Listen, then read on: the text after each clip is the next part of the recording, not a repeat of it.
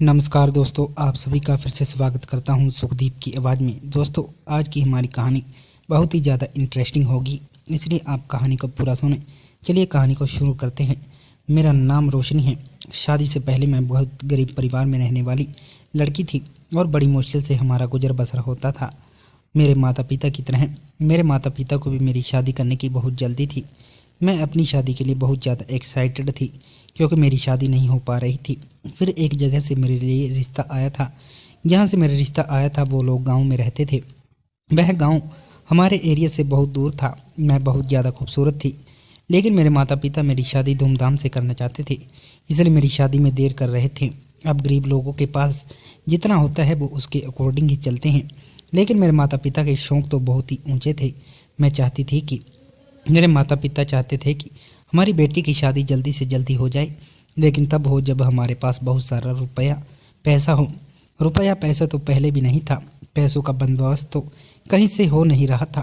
फिर मेरे रिश्तेदारों ने मेरे माता पिता को बहुत समझाया और कहा कि पैसों के भरोसे रहोगे तो बेटी की उम्र निकल जाएगी, जो उसके भाग्य में होगा वो तो होना ही है, इसलिए पैसों की ज़्यादा फिक्र ना करो, लगे हाथों इसकी शादी कर दो।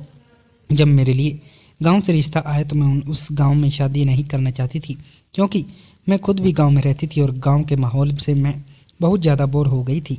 मेरी चाहत थी कि मेरी शादी शहर में हो, शहर के किसी पढ़े लिखे लड़के से हो, लेकिन शायद मेरे भाग्य में गांव ही लिखा हुआ था।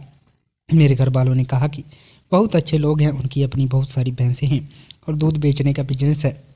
बस इसी तरह से मेरी शादी हो गई। जब मैं अपनी ससुराल आई तो मैंने देखा कि इस घर में सच में बहुत सारी भैंसें पल रही थी, जिनका ख्याल मेरे ससुर रखते थे। और हमारे घर में ही बैठक में एक दुकान बनी हुई थी, जिसमें भैंस का प्योर दूध, दही, पनीर और देसी घी भी मिलता था। मैं बहुत ज़्यादा खूबसूरत थी और मुझे पनीर बहुत ही ज़्यादा पसंद था। हमेशा पनीर की तरह तरह के डिशेस बनाकर खाती थी। मुझे खाना बनाना बहुत ही अच्छा लगता था और हर तरह का मुझे खाना पकाना आता था। दूध के खीर में मैं कई तरह की बनाली करती थी। मैंने सोचा चलो दूध तो घर का ही है, मुझे कभी भी कुछ पकाने में दूध का फ़ायदा होगा। और जब मैं इस घर में रहने लगी तो मुझे यहाँ पर कुछ अजीब सा महसूस हुआ। मेरे पति का नाम दीपक था। दीपक बहुत अच्छे थे, मेरा बहुत ख्याल किया करते थे। मेरे ससुर बहुत सीधे साधे इंसान थे और कभी मेरी किसी बात में उन्होंने दखल अंदाजी नहीं करी थी। लेकिन मेरी सास बहुत ही ज़्यादा चालाक थी। उन्होंने मेरे साथ शादी के शुरू के दिनों में ही काफ़ी चालाकी दिखाई थी। सबसे बड़ी चालाकी तो उन्होंने यह की थी कि शादी वाले दिन सुबह के टाइम पर वो मेरे कमरे में आ गई थी और मुझसे एक सवाल पूछ लिया। मैंने भी उनको मुंह तोड़ जवाब दे दिया था, क्योंकि मुझे उनकी बात पर गुस्सा आ गया था। फिर मेरी सास मेरे कंधे पर हाथ रख कर कहने लगी, देख बहू, यह तो हमारे गांव का रिवाज है, क्योंकि हमें पता लगाना होता है कि लड़की कुंवारी है या नहीं। अगर ऐसा कुछ होता है कि लड़की कुंवारी नहीं है तो सारे गांव में उसकी बदनामी हो जाती है। हमें अपने गांव के हर के दुल्हन से शादी के दूसरे दिन यह बात पूछनी होती है, क्योंकि यह हमारे गांव का रिवाज है। और यह सारी बात गांव के सारे लोग आपस में डिस्कस करते हैं। और तुम कुंवारी हो तो मुझे इस बात की बड़ी खुशी हुई। तुम बहुत ज़्यादा खूबसूरत हो और खूबसूरत लड़कियों का दिमाग भटकने में ज़्यादा देर नहीं लगती। मैं हैरान रह गई थी कि मेरी सास ये कैसी बेफिक्री बातें कर रही थी, जब मुझ पर इल्ज़ाम लगा रही थी। मुझे अपनी सास की यह बात बिल्कुल पसंद नहीं आई थी। मैंने उनकी शिकायत रात को ही अपने पति से कर दी। मेरे पति ने कहा, पागल, वो तुम पर इल्ज़ाम नहीं लगा रही थी, यहाँ पर तो यह रस्म है, इस गांव में ऐसा ही होता है। जबकि मुझे नहीं लगता था कि यहाँ ऐसी कोई भी रस्म होती होगी। यह लोग तो मुझे बेवकूफ़ बना रहे थे। फिलहाल मुझे इस बात की खुशी थी कि मैं कुंवारी हूँ। शाम को ही इस बात का सेलिब्रेशन किया गया था और मैं हैरान थी कि इस खुशी की वजह से सारा गांव में मिठाई बांटी गई थी। मेरे ससुर की सेहत बहुत अच्छी थी। शायद भैंसों का ध्यान रखने की वजह से वह काफ़ी मजबूत शरीर के लग रहे थे। मेरे ससुर सुबह सुबह ही अपना काम शुरू कर देते थे। अक्सर लोग उनकी दुकान से दूध और दूध से बनी हुई चीज़ें खरीदने के लिए आते जाते थे। कई लोग तो दूध, दही, पनीर, मक्खन, इन सारी चीज़ों का ऑर्डर देकर चले जाते थे। मैंने सुना था कि घर का दूध प्योर और शुद्ध दूध होता है। एक दिन एक आदमी मेरे ससुर को 5 किलो मक्खन बनाने का ऑर्डर देकर गया था और उसने कहा था कि वो कल को आकर 5 किलो मक्खन ले जाएगा। मेरी सास ने घर का बना हुआ 5 किलो मक्खन निकालकर उस आदमी के लिए अलग से रख दिया था।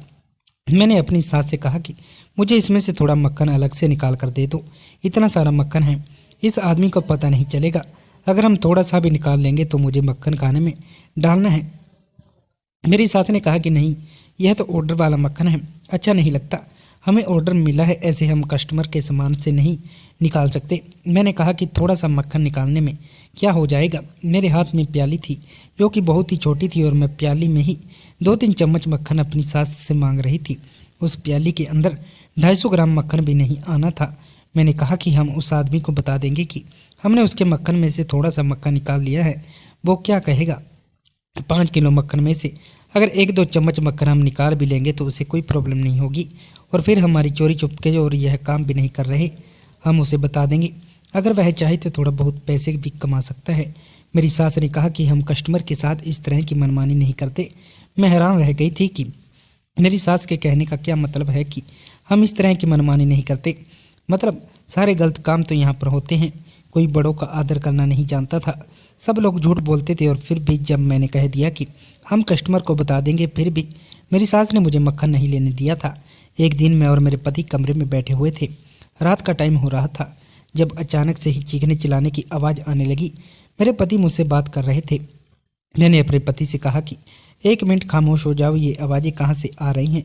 लेकिन मेरे पति ने मेरी बात पर ध्यान नहीं दिया। मुझे फिर से यह आवाज़ आई और पता नहीं कहाँ से आवाज़ आ रही थी। मैं समझ गई थी कि यह आवाज़ मेरे हमारे घर से ही आ रही है और यह किसी औरत के चीखने की आवाज़ है। तो मेरे पति कहने लगे कि किसी भी औरत की आवाज़ नहीं है, घर के सारे लोग इस टाइम पर सो रहे हैं। यह तुम्हारा वहम है, और इस घर में माँ के अलावा कोई औरत भी नहीं है। परेशान मत हो, ऐसा कुछ भी नहीं है। तुम्हारे दिमाग पर तो ना जाने क्या कुछ सवार हो गया है। मैंने कहा कि मुझे तो अभी तक आवाज़ आ रही है। मेरा पति आवाज़ सुनकर भी अनसुनी कर रहा था, और हर रोज़ रात को मुझे इसी तरह से चीखने की आवाज़ें आती थी। मैं रोज़ अपने पति को बताती कि आज मुझे फिर से आवाज़ आ रही है, तो वह मुझसे इनकार कर देते थे कि मुझे किसी तरह की कोई भी आवाज़ नहीं आ रही। यह तुम्हारा वहम है। यह बात कहकर वह बात को ख़त्म कर दिया करते थे। कुछ दिनों के बाद मेरे पति ने टीवी पर एक हॉरर मूवी लगाई, जिसे देखकर मैं दिनों के बाद मेरे पति ने टीवी पर एक हॉरर मूवी लगाई करने के बाद हॉरर मूवी देखते थे।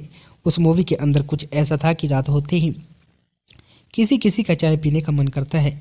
मैं तो अपने मायके में चाय पिया करती थी और सुबह को दूध पीती थी। मेरी सास कहने लगी कि नहीं, हमारे पास दूध नहीं है, हम सारा दूध दोपहर तक ही बेच देते हैं। आजकल बहुत ज़्यादा महंगाई है, इसलिए दूध का एक एक कतरा बेचकर तो हमारे घर का गुजारा हो रहा है। मैंने सोचा कि भला यह क्या बात हुई। नॉर्मल इंसान के घर में भी इतना दूध तो होता ही है कि शाम को या रात को चाय बना सके, और यहाँ तो मैं दूध वालों के घर में आ गई थी, लेकिन यहाँ मुझे एक बूंद दूध भी नहीं मिल रहा था। और मेरे मायके में कितनी ही गरीबी क्यों ना होती, लेकिन मैं सुबह को दूध जरूर पीती थी। मेरे घर पर शाम को और रात के टाइम पर पाबंदी से रोज़ चाय बना करती थी, क्योंकि हम सब लोग बहुत शौक से चाय पीते थे। मैंने अपनी चाय वाली आदत को सोच लिया था कि अब मैं यहाँ पर ख़त्म करना ही होगा।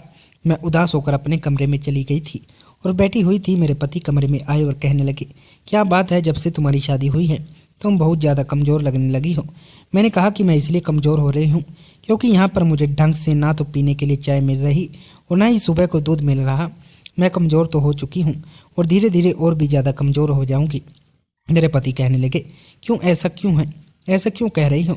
मैंने कहा, मैं अपने घर में रोज़ाना सुबह को पेट भर कर दूध पिया करती थी और यहाँ पर मुझे दूध पीने के लिए एक बूंद दूध नहीं मिल रहा, तो क्या फ़ायदा हुआ।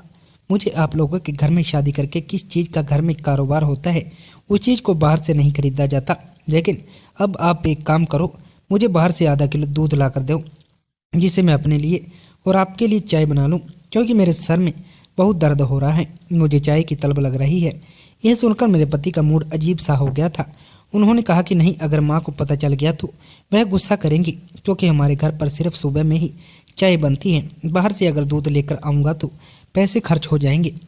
मैंने कहा कि दूध के लिए मुझसे पैसे ले लो, क्या परेशानी है आपको। मेरे पति ने कहा कि नहीं, ऐसी कोई बात नहीं है, लेकिन बस फिर भी माँ गुस्सा करती है, उनको पता चल जाएगा। मैंने कहा, मैं उनको कुछ पता चलने नहीं दूंगी। उन्होंने कहा कि तुम किचन में जाकर चाय बनाएगी तो माँ तुम्हें देख लेगी। मैंने कहा कि जिस टाइम वह बिजी होंगी उस टाइम मैं चाय बनाऊंगी, उनका ध्यान मुझ पर नहीं होगा और ज़रूरी नहीं, इसलिए तुम ऐसा कोई भी काम मत करो जिसमें घर पर लड़ाई झगड़ा हो। मैं तो परेशान हो गई थी, मेरी तो चाय पीने की आदत थी। अगर मैं चाय नहीं पीती थी तो मुझे नींद नहीं आती थी, और जब तक मैं सुबह को गिलास भर के दूध नहीं पीती थी मेरा पेट नहीं भरता था। लेकिन यहाँ तो मुझे सुबह को सिर्फ 1 कप चाय ही मिल रही थी, लेकिन यहाँ तो मुझे सुबह को सिर्फ मेहमान आता तो ये लोग उसे शरबत बनाकर पिला दिया करते थे। सर्दियों के मौसम में इन लोगों ने मेहमानों को शरबत बनाकर पिलाया था, जबकि सर्दियों में तो लोग कॉफ़ी या चाय ही पीते हैं, शरबत तो कोई भी नहीं पीता। मेरे सर में तो बहुत तेज दर्द हो रहा था। इधर मैं दिन ब दिन बदनामी हो रही थी, क्योंकि इस घर में ना तो पनीर था और ना ही देसी घी जैसी कोई चीज़ मौजूद थी। जिस तरह का इनका कारोबार था, ऐसी कोई भी चीज़ घर के मेंबर को नहीं दी जाती थी। मैं अपने मायके में रहती थी तो मक्खन बड़े शौक से खाती थी। मक्खन महंगा होने के बावजूद भी मेरे माता पिता मेरी पसंद के मुताबिक जरूर लेकर आते थे, क्योंकि मुझे खाने की में मक्खन ज़्यादा पसंद था। देसी घी के पराठे और दूध की बनी हुई खीर, यह सब बड़े ही शौक से खाती थी। तभी तो मैं इतनी ज़्यादा खूबसूरत और सेहतमंद थी। मेरे पति ने कहा कि जरूर नहीं है कि दूध से बनी हुई चीज़ें खाकर ही तुम्हारी सेहत बनेगी। अगर तुम चाहो तो फल फ्रूट या फिर खाना भी तो पेट भर के खा सकती हो। जब तुम माँ बनोगी तो भी तुम्हें फल फ्रूट बहुत ज़्यादा जरूरत पड़ेगी, दूध से बनी हुई चीज़ों की नहीं। इसलिए अभी से ही इन चीज़ों को छोड़कर फ्रूट और फ्रूट से बने हुए जूस की आदत डालो। इसलिए चाय पीने की आदत को ख़त्म करो और घर के कामों पर ध्यान दो। मेरे पास कोई रास्ता नहीं था, इसलिए मैं खामोश हो गई थी और जैसा इस घर में मुझे खाने को मिलता था वही खामोशी से खा लिया करती थी। जब अपने मायके गई तो मैंने अपनी माँ से कहा कि मुझे बड़ा वाला मक्खन के लिए चाय बना दो, मेरे सर में बहुत ज़्यादा दर्द हो रहा है। मेरी बात सुनकर माँ भी हैरान रह गई, कहने लगी कि ससुराल में तुम्हें चाय नहीं मिलती क्या, जो यहाँ पर बड़ा वाला मग भर के चाय मांग रही हो? और तुम इतनी ज़्यादा कमज़ोर क्यों हो रही हो? क्या तुम्हें वहाँ पर ढंग से खाना नहीं मिलता? तुम दूध वालों के घर गई हो, क्या तुम्हें वहाँ पर दूध पीने के लिए नहीं मिलता? अब मैं अपनी माँ को क्या जवाब देती। मैंने अपने भाई को पैसे दिए और उससे कहा कि मुझे 1 किलो मक्खन, आधा किलो देसी घी और आधा किलो दूध ला कर दे दो। मैं इन सब चीज़ों को बड़ी सेफ्टी के साथ अपने कमरे की फ्रिज में रख दूंगी। अपनी सास से यह बात छुपा दूंगी। देसी घी खाए बिना गुजारा नहीं होता। तो मैं खूबसूरत होने के साथ साथ अंदर से बहुत ज़्यादा ताकतवर थी, क्योंकि मेरे पिता ने शुरू से ही मुझे ऐसी चीज़ें खिलाई थी। मैं उनकी इकलौती और लाडली बेटी तो थी।